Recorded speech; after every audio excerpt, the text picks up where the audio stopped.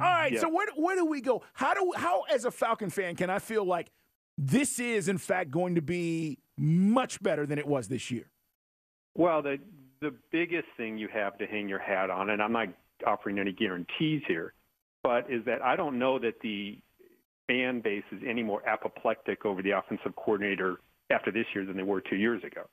I mean, I can vouch for the number of fire Kyle Shanahan rants that I received, whether it's emails or Twitter or Facebook, everywhere, and the guy was coming off a reputation of being very militaristic and stubborn, you're my way or the highway kind of stuff. Everybody hated Kyle, and then in year two the thing blossomed. Now I think the one thing you could say in Kyle's favor from year one to year two that you shouldn't put in Sarkisian's favor is Kyle brought in a whole new offense. Right. Sarkisian inherited the same offense with the same pieces, and to that degree, I think they should have been better this year. There's no question about it.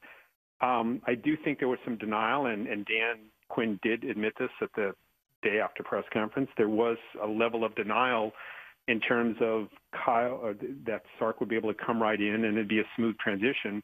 And I think they sort of overlooked the fact that, it takes a while to learn, just not learn the roster, but learn the strengths and weaknesses of each player in certain situations. And I think it was clear that Sark lacked that this year. Right.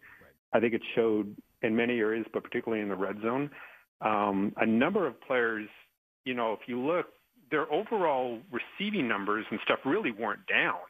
It was just their touchdowns were down. That's it, the red zone, man. And we talked about it yesterday, Jeff, with Hooper, where, you get a better tight end. There's a lot of things you can tweak in the offseason, but I just felt, I get where you're going with this, but you got, as a Dan Quinn, then go find an established coordinator that doesn't have to do this as much.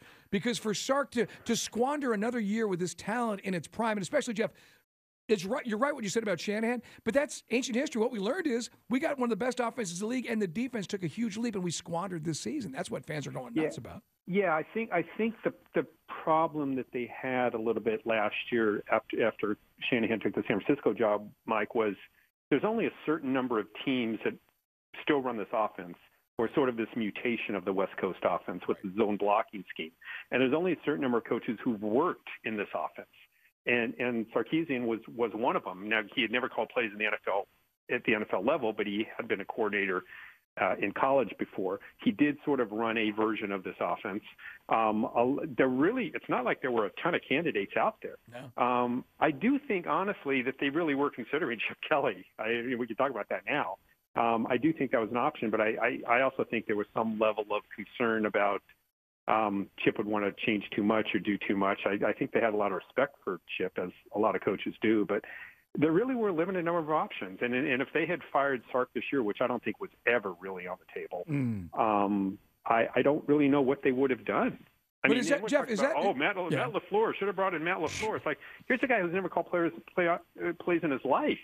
And that was a better option than Sarkisian? Well, I agree. I mean, hey, the guy we just brought in, Knapp, would have had people like me losing their minds at the time, but now Knapp's like a savior based on what Sark did. Just one last follow-up, so I don't want to hog this. Carl's got questions. But real quick, does Quinn need to be more proactive on the offensive side? It's almost like they got autonomy over there on the other end of the building. Yes. I don't know if he – and that's a really good question. I don't think he needs to be proactive in the sense that he needs to call plays. I do think he needs to be more proactive in terms of sideline decisions. I think, when you go back to the Super Bowl, even though people hate it, but if you go back to the Super Bowl 2 years ago when they should have just run the clock and bled the clock, he should have stepped in and said, no, we're not throwing here. We're running the ball. And he deferred too much to his offensive coordinator. And I do think there was sort of a level of deferment at times this year too. So I do think he needs to be more proactive in that sense. And I think in a weak moment, he'd probably admit that.